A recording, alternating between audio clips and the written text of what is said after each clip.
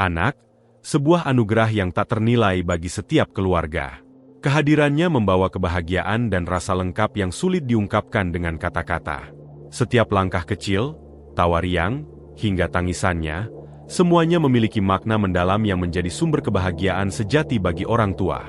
Anak bukan hanya penerus garis keturunan, tetapi juga fondasi yang memperkuat ikatan kasih sayang dalam sebuah keluarga. Namun, di balik kebahagiaan ini, terdapat sebuah fakta yang tak bisa diabaikan. Tidak semua pasangan diberikan kemudahan untuk memiliki keturunan. Bagi mereka yang menghadapi tantangan ini, ketiadaan anak menjadi sumber kekhawatiran dan kesedihan yang mendalam. Dalam perspektif psikologi keluarga, keberadaan anak memang sangat penting. Anak menjadi salah satu faktor utama dalam terciptanya keseimbangan emosional dan psikologis di dalam sebuah rumah tangga. Tanpa kehadiran seorang anak, banyak keluarga yang merasa ada sesuatu yang hilang, sesuatu yang membuat hidup mereka tak lagi utuh.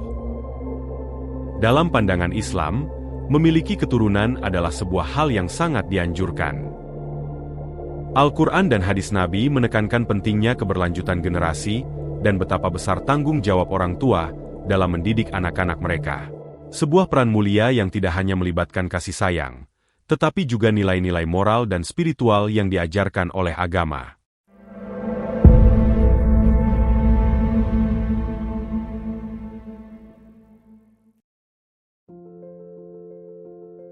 Bagi banyak pasangan, ketidakmampuan untuk memiliki anak menjadi momok yang menakutkan. Ketika segala upaya telah dilakukan dan doa terus dipanjatkan, namun buah hati tak kunjung hadir, perasaan putus asa pun mulai merayap. Keluarga yang mengalami kemandulan seringkali berada di persimpangan jalan, antara harapan yang mulai memudar dan rasa takut akan masa depan yang tak lagi sesuai harapan. Di tengah kegelisahan ini, praktek donasi sperma muncul sebagai salah satu solusi yang ditawarkan. Bagi sebagian keluarga, ini adalah jalan keluar yang memungkinkan mereka untuk tetap merasakan kebahagiaan memiliki anak. Donasi sperma, meskipun kontroversial, menawarkan secercah harapan bagi pasangan yang selama ini berjuang dalam sunyi. Asal-usul praktek ini dapat ditelusuri hingga awal abad ke-20, ketika teknologi reproduksi mulai mengalami kemajuan pesat. Seiring waktu, donasi sperma berkembang menjadi solusi medis yang diatur dengan ketat, terutama di negara-negara dengan teknologi kesehatan yang maju.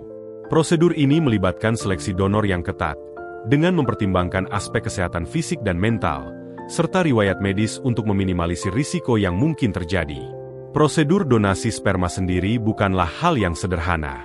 Ada serangkaian tes dan proses yang harus dilalui baik oleh pendonor maupun penerima. Dari proses seleksi donor hingga penyimpanan dan inseminasi, setiap langkah dilakukan dengan penuh kehati-hatian untuk memastikan hasil yang terbaik bagi keluarga penerima. Para pendukung praktek ini menekankan berbagai manfaat yang bisa dirasakan oleh keluarga mandul. Bagi mereka, donasi sperma bukan hanya soal mendapatkan keturunan, tetapi juga tentang memberikan kesempatan kedua bagi mereka yang hampir kehilangan harapan. Ada banyak kisah sukses di mana pasangan yang menerima donor sperma akhirnya berhasil membangun keluarga yang utuh dan bahagia.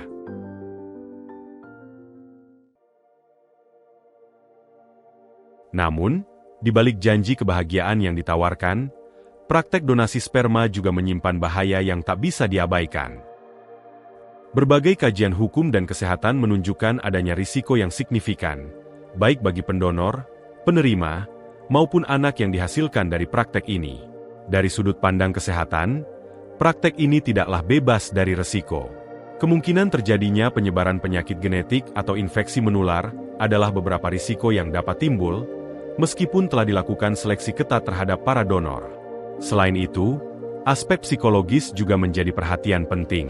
Baik donor maupun penerima seringkali menghadapi tekanan emosional yang berat, mulai dari rasa cemas hingga konflik batin yang berkepanjangan. Di Indonesia, praktek donasi sperma masih menjadi wilayah abu-abu dalam regulasi hukum. Meskipun belum ada aturan yang spesifik mengatur, namun praktek ini dapat berbenturan dengan berbagai ketentuan hukum yang ada, terutama yang terkait dengan status hukum anak dan perlindungan hak-hak anak. Dalam perspektif Islam, praktek donasi sperma mendapatkan penolakan yang tegas. Dalam hadis riwayat Ahmad dan Abu Dawud, Rasulullah Shallallahu Alaihi Wasallam bersabda, tidak halal bagi seseorang yang beriman kepada Allah dan Rasul-Nya menyiram air maninya ke tanaman orang lain. Hadis ini jelas menunjukkan bahwa praktek ini bertentangan dengan ajaran Islam yang melarang pencampuran nasab. Al-Quran juga memperingatkan dalam surat Al-Isra, ayat 32, dan janganlah kamu mendekati zina, sesungguhnya zina itu adalah suatu perbuatan yang keji dan suatu jalan yang buruk.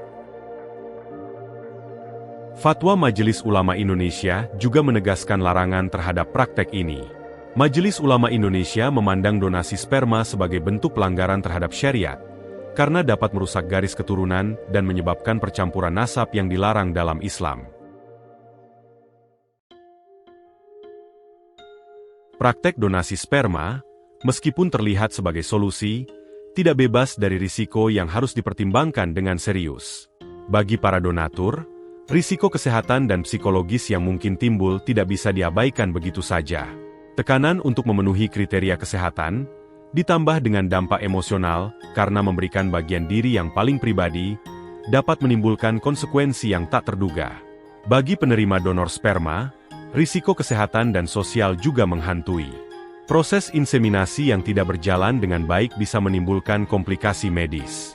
Selain itu, stigma sosial dan rasa cemas terkait identitas genetik anak yang tidak sepenuhnya berasal dari pasangan sendiri dapat menimbulkan konflik dalam rumah tangga. Lalu, bagaimana dengan anak yang lahir dari hasil donasi sperma? Secara sosial, mereka seringkali menghadapi tantangan identitas yang tidak sederhana. Mereka mungkin bertanya-tanya tentang asal-usul mereka, merasa berbeda, atau bahkan mengalami diskriminasi dari lingkungan sosialnya. Anak-anak ini juga bisa menghadapi masalah dalam memahami posisi mereka dalam tatanan keluarga yang tidak konvensional. Dari sudut pandang agama Islam, kedudukan anak hasil donasi sperma menjadi masalah yang sangat kompleks dan sensitif. Islam sangat menekankan pentingnya nasab, atau garis keturunan yang jelas dan sah. Nasab adalah landasan utama dalam menentukan identitas seseorang dalam masyarakat Islam. Ketidakjelasan nasab dapat membawa dampak serius, termasuk kebingungan dalam status hukum dan sosial anak. Al-Quran dan hadis Nabi dengan tegas melarang segala bentuk tindakan yang dapat menyebabkan percampuran nasab.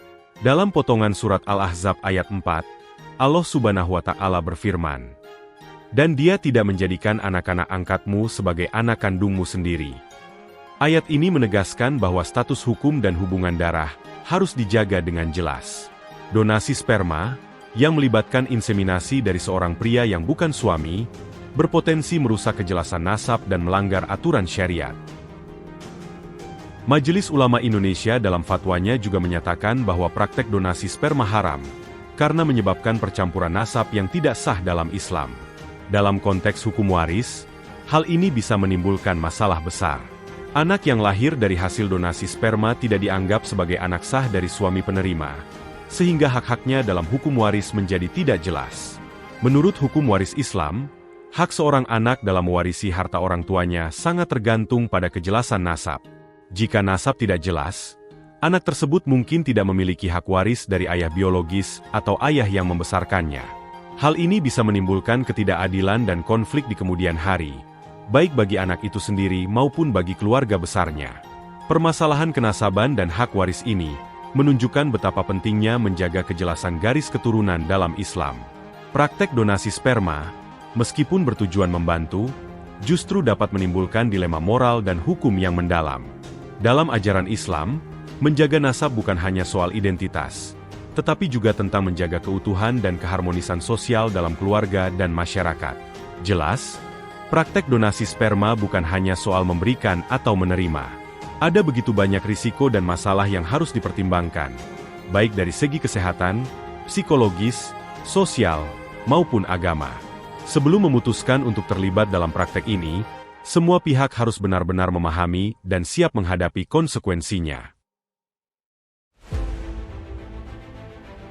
Setelah kita mendalami setiap aspek dari praktek donasi sperma, satu kesimpulan penting yang harus kita pegang adalah bahwa keputusan ini tidak boleh diambil dengan ringan. Dalam ajaran agama Islam, menjaga kejelasan nasab adalah kewajiban yang mutlak. Setiap langkah yang kita ambil dalam hidup ini, terutama yang menyangkut kelahiran dan nasib generasi penerus, haruslah dipikirkan dengan sangat matang. Islam menuntun kita untuk selalu berhati-hati dalam setiap keputusan, agar tidak terperosok ke dalam jurang dosa yang konsekuensinya tak terbayangkan.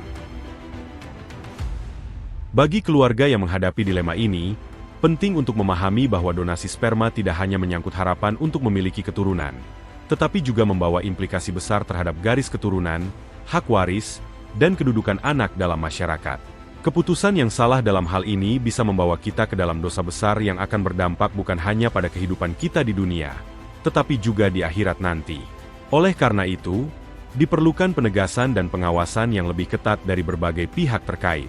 Pemerintah, lembaga agama, dan masyarakat harus bekerja sama untuk memastikan bahwa praktek ini, jika dipilih, dilakukan dengan penuh tanggung jawab dan sesuai dengan ajaran Islam. Perlunya regulasi yang jelas dan komprehensif menjadi sangat krusial untuk mencegah terjadinya pelanggaran syariat yang dapat menjerumuskan kita ke dalam kesalahan yang fatal. Sebagai umat Islam, kita dituntut untuk selalu menjaga jalan yang lurus, tidak tergoda oleh solusi yang tampaknya mudah namun bisa menghancurkan fondasi agama kita. Setiap keputusan harus didasarkan pada pertimbangan yang matang dan doa yang tulus. Memohon petunjuk dari Allah Subhanahu wa Ta'ala agar kita senantiasa dilindungi dari kesalahan yang dapat membawa bencana bagi kita dan keturunan kita. Ingatlah, setiap keputusan yang kita ambil adalah cermin dari iman dan tanggung jawab kita kepada Allah. Jangan sampai pilihan kita hari ini menjadi dosa yang akan kita sesali selamanya.